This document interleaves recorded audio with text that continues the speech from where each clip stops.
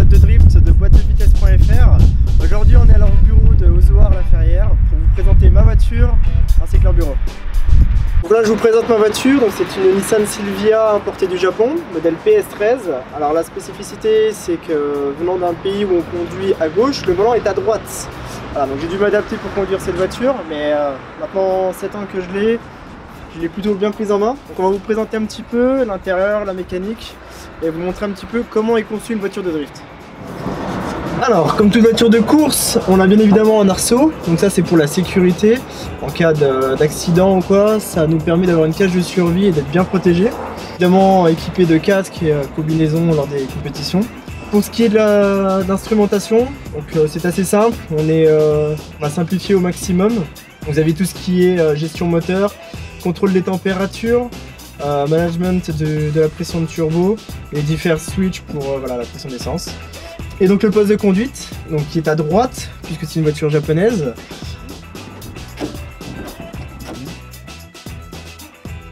Voici la mécanique. Alors c'est un 6 cylindres en ligne turbo.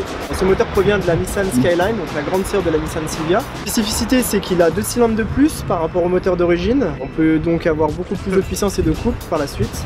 Alors le moteur a été entièrement modifié, les internes ont été renforcés, il a été fiabilisé. Évidemment, on a des plus gros injecteurs, un plus gros turbo. Tout le système a été étudié pour optimiser la puissance. Actuellement, le moteur développe 550-560 chevaux.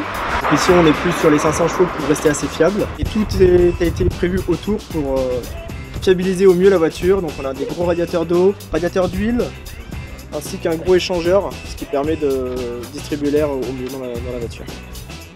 Donc bien évidemment, comme toute voiture de drift, l'avant et l'arrière ont été entièrement revus au niveau des trains roulants.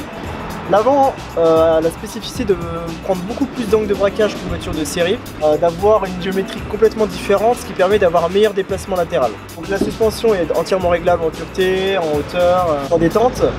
On a installé également de plus gros freins, ce qui permet sur le circuit d'avoir une meilleure stabilité aussi en haute vitesse. Alors la spécificité de cette voiture c'est aussi qu'elle a une boîte de vitesse plus grosse que celle du moteur d'origine. Donc pour subir la puissance du nouveau moteur, on a installé une boîte de vitesse renforcée, donc que MSM m'a fourni. On a également adapté tout ce système via un nouveau levier de vitesse, ce qui permet maintenant d'avoir une boîte 6 vitesses au lieu de 5 vitesses et de supporter la nouvelle puissance du moteur. Également un frein à main hydraulique qui permet d'initier et d'entretenir la glisse en portant du coup en drift.